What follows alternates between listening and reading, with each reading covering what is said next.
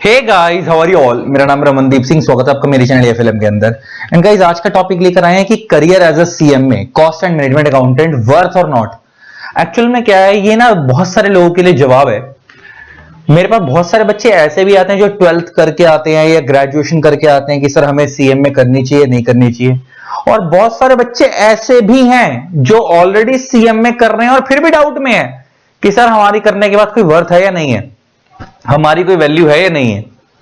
बेटा मैं एक चीज क्लियर कर दूं, पहले ना एक माइंड से, मेरे को तो ये नहीं समझ आता कि आपके दिमाग में डाउट आता क्यों है। देखो, आपको एक चीज क्लियर कर दूं, ये जो तीनों कोर्स हैं, सीए, सीएस, सीएमए, इन तीनों के पापा एक ही हैं। मतलब इन तीनों को जो रेगुलेट कर रही है बॉडी वो एक ही है, ministry of corporate affairs, MCA.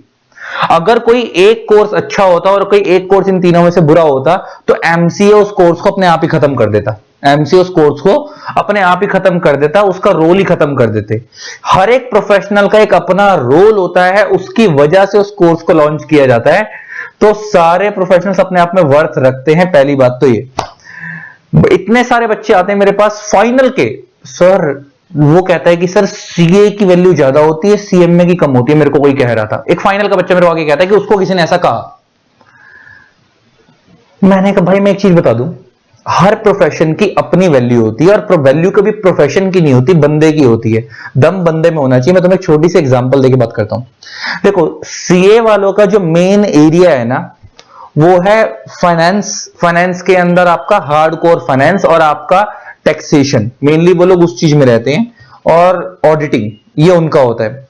CMA वालों का जो मेन एरिया होता है वो होता है costing, cost records and taxation में इनडायरेक्ट टैक्सेशन। ज्यादातर डायरेक्ट टैक्स के अंदर रोल कम होता है सीएमए वालों का, इनडायरेक्ट टैक्स में ज्यादा होता है।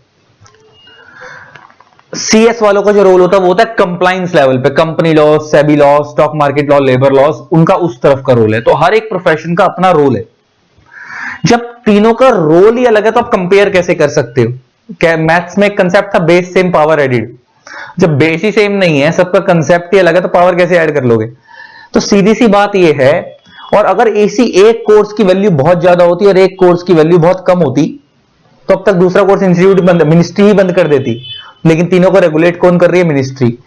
मैंने ऐसे ऐसे प्रोफेशनल हर कोर्स में देखे हैं, भले वो सीए हो, सीएस हो या सीएमए हो, जो लाखों रुपए करोड़ों रुपए कमा रहे हैं। और मैंने ऐसे भी देखे हैं जो 25-25, 30-30 हजार रुपए कमा रहे हैं।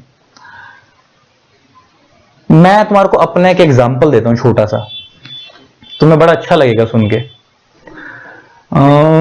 आई थिंक मैं सीएस फाइनल में होऊंगा या सीएस का एग्जीक्यूटिव का एक ग्रुप क्लियर, नहीं, दोनों ग्रुप निकल गए थे। फाइनल में था और फाइनल का भी एक ग्रुप निकल चुका था। सीएस फाइनल में था और एक ग्रुप निकल चुका था। उम्र होगी मेरी उस टाइम पे 21-22 साल, क्योंकि 22.5-23 साल तक तो मैं सीएस ही बन चुका था प्रॉपर, आर्टिकलशिप खत्म करने के साथ। 21-22 साल की मेरी उम्र होगी उस टाइम पे। मेरे को ना किसी बंदे ने ऐसे ही बोल दिया, अरे भाई इतनी मेहनत सीएस में करी है, कोई और कोर्स कर लेता तो ज्यादा सक्सेसफुल होता, सीए कर लेता, ऐसे करके उसने बोल दिया। मैंने कहा यार, मैंने अपने कोर्स को शिद्दत से करा, मेहनत से करा, दिल लगाकर करा, और मैंने नोन में ऐसे ऐसे सीएस देखे हैं जो करोड़ों रुपए कमा रहे हैं, और ये ऐसे क्यों बोला? मैंने कोई बात नहीं, यहां तक आया तो डिमोटिवेट थोड़ी होंगे, अब तो पूरी डिग्री निकाल के रहेंगे। जब मैं क्वालिफाई हुआ, मैंने अपना काम करना शुरू करा, मैंने अपना नाम बनाया, सब कुछ करा। आज हमारे बैनर में, हमारी एकेडमी में अगर आप देखोगे तो 8 to 10 टीचर्स हमारी टीम में ज्वाइन कर रहे हैं, हमारे जो कलीग है साथ में और जो हमारे अंडर है। और अगर आप उनमें से देखोगे तो मोस्टली सीएस एम है सारे। मैं तो सीएस हूं। तो अल्टीमेटली मैं ये समझाना चाह रहा हूं, मैं किसी टीचर को नीचे नहीं बोल रहा, मैं किसी को ऊपर नहीं बोल रहा, मैं किसी प्रोफेशन को भी ऊपर नीचे नहीं बोल रहा, मगर मैं ये बताना चाह रहा हूं कि दम बंदे में होता, डिग्री में नहीं होता। आप मेहनत करते चलो, आपका अपने आप नाम बनेगा। मैं आज की डेट में मैं किसी से काम मांगने नहीं जाता कि मेरे को अपने सेंटर पर रख लो ज्वाइन करने के लिए। हमारे पास लोग आते हैं अप्लाई करने के लिए, फिर वो हर प्रोफेशन का बंदा हो, सीए हो, सीएस हो या सीएम हो, कि सर आपके यहाँ वैकेंसी है तो बताओ। हम नहीं जाते। कोई मार्केट में टीचर बोल दे कि रमन सर आते हैं हमारे यहाँ काम मांगने, मैं नहीं जाता। मैं इकलौता ऐसा टीचर जिसकी पूरी मार्केट के अंदर लिस्टिंग नहीं है, हमारी क्लास कहीं और नहीं बिकती। तो अल्टीमेटली मैं समझाना ये चाह रहा हूं, दम बंदे में होता है। डिग्री एक काइंड ऑफ लाइसेंस होती है जो आपको शुरुआत में किसी कंपनी में एंट्री दिलवाएगी या कहीं पे आपको नाम बनाने में हेल्प करेगी। आप चलोगे अपने दम पे, फिर भले आपने कोई भी कोर्स कर रखा हो, सीए, सीएस या सीएम में। तो करियर एज ए सीएम में वर्थ और नॉट का आंसर है बहुत ज्यादा वर्थ है ऐसे। और आज की डेट में आप जितनी भी गवर्नमेंट जॉब्स देखोगे,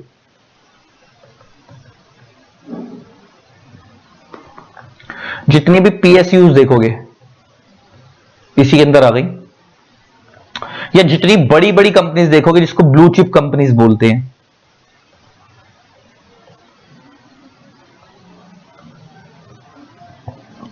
एग्जाम्पल आईटीसी, रिलायंस, टाटा, यहां तो कैंपस प्लेसमेंट होती हैं और सीएमए के बच्चे सिलेक्ट होते हैं। और मेरे नोन में ऐसे ऐसे सीएमए बच्चे हैं जिनका मैंने डाला भी है यूट्यूब के ऊपर कितनी बार कि स्टार्टिंग सीएमए का पैकेज 27 लाख रुपए पार्थ महेश्वरी का लगा था। और उस दिन में एक बच्चे का नाम भूल गया था, मैंने आपको बताया था, राघव खंडेलवाल, उसका 12 लाख का फ्रेशर का पैकेज लगा था, 22-23 साल का लड़का है। ऐसे बहुत सारे बच्चे हैं जिनके लाखों में पैकेज है। मैं बार बार बोल रहा हूं, मैंने ऐसे भी देखे जो 25-30 हजार रुपए महीना भी कमाते हैं, मगर वो फिर खाली ऐसे नहीं कि सीएमए में देखे, मैंने वो सीए में भी देखे, सीएस में भी देखे, हर जगह देखे। तो बार बार बोल रहा हूं, वैल्यू बंदे की होती है, आपकी क्या स्किल्स है, आपकी क्या नॉलेज है। डिग्री आपको नॉलेज देती है आपके प्रोफेशन से रिलेटेड, लेकिन आप इंडस्ट्री में सर्वाइव कर पाओगे नहीं कर पाओगे वो बड़े सारे फैक्टर्स पे डिपेंड करता है कि आपने आर्टिकलशिप कहां से की थी, आपकी एकेडमिकली नॉलेज कैसी थी, आपकी कम्युनिकेशन स्किल्स कैसी थी, उन सारे फैक्टर्स पे डिपेंड करता है और उसके बाद आपकी वर्थ डिसाइड होती है। तो कोर्स की वर्थ तो हमेशा ही होती है, उसको वर्थ को निखारना या घटाना या बढ़ाना बंदे के हाथ में होता है। समझ आई? तो निश्चिंत होकर आप जिस प्रोफेशन में आए हो पढ़ाई करो, बहुत अच्छा प्रोफेशन है, बहुत लुक्रेटिव करियर है और प्रोफेशनल डिग्री जो होती है ना वो हमेशा साथ देती है और आपको वो बनने के बाद बात समझ आएगी। हमारे एक टीचर होते थे, वो कहते थे कि नाम और सरनेम दुनिया लेके घूमती है, नाम के आगे कुछ लगा लोगे वो तुम्हारा है। लाइक रमनदीप सिंह मेरे को मेरे माँ बाप ने दिया, हमारे को दुनिया लेके घूमती है हर बंदा, सीएस रमनदीप सिंह मैंने अपने आप को दिया। तो सेम उसी तरीके से तुम्हारा जो भी नाम है XYZ वो तुमको तुम्हारे पेरेंट्स ने दिया, उसके आगे जब सीएम में लगा लगो तुमने अपने आप को दिया और उसका जो प्राउड मोमेंट होता है वो अलग ही होता है। और वो जब लग जाएगा ना तो उस अपने माँ बाप के चेहरे पे चमक देखना कितनी होगी और खुद को कितना प्राउड लगेगा। जैसे ही डिग्री हाथ में आती है ना प्रोफेशनल कोर्स की, पता है मन से इनसिक्योरिटी ऑटोमेटिक खत्म हो जाती है। मतलब जिस दिन मेरे पास डिग्री आई थी ना तो मेरे मन में पहला थॉट क्या था, अब बेटे तो भूखा तो नहीं मरेगा। ये मेरे माइंड का पहला थॉट था।